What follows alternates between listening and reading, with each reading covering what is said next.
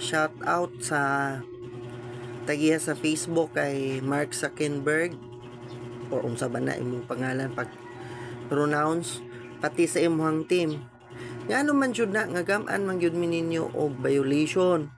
For example, naka-login mi sa Facebook Lite, tapos naapod mi sa Facebook Meta.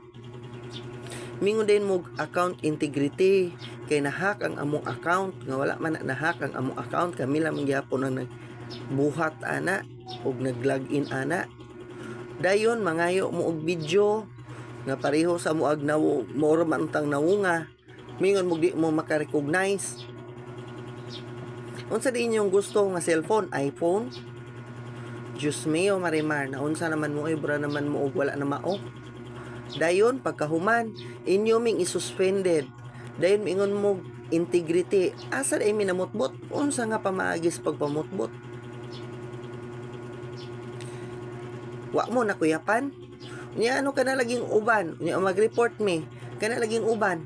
Bisag klaro na kaayo, di ninyo tanggalon. Ay ko ina nasubla na sa inyong AI or artificial intelligence ninyo. Wa na na mao. Unya ka na laging uban yan, naghubo-hubo lagi. Magsayaw-sayaw, naghaso, unsa ilang gibuhat ng mga dautan. Nganong wala man lagi natanggal sa Facebook? Nganong inyo man gialaw? Kay ngano, kay mga manyakis pud mo? Yung mga nagdumala sa Facebook? Hay nako sa inyo pila ka account ako ang kuang gibuhat. Wa nahurot og kamatay. Naunsa mo? Tapos gamanta ninyo og bisan unsa nga sala nga wala na to gibuhat. Naunsa di ay ni? Yun ana na dayon ang Facebook. Baligtad. Sige lang kay karong sunod. Magama ko og post, magsayaw-sayaw ko, maghubo ko baka di na ko ninyo i-restricted. Di na ko ninyo tanggalon, dili na ninyo i-disable ako ang account.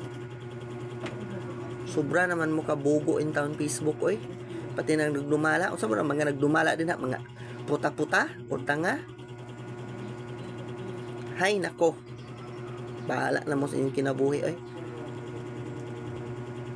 Viber na akong gamiton, WhatsApp ug Telegram, maayo pa. Naapoy kuan. Kung saan ang ngalan ana, Snapchat, puro lapod picture, takabalo mo gamit. Naapoy Instagram, picture lang pod, ang buot na lang. Pati TikTok. Ay, kabuisit.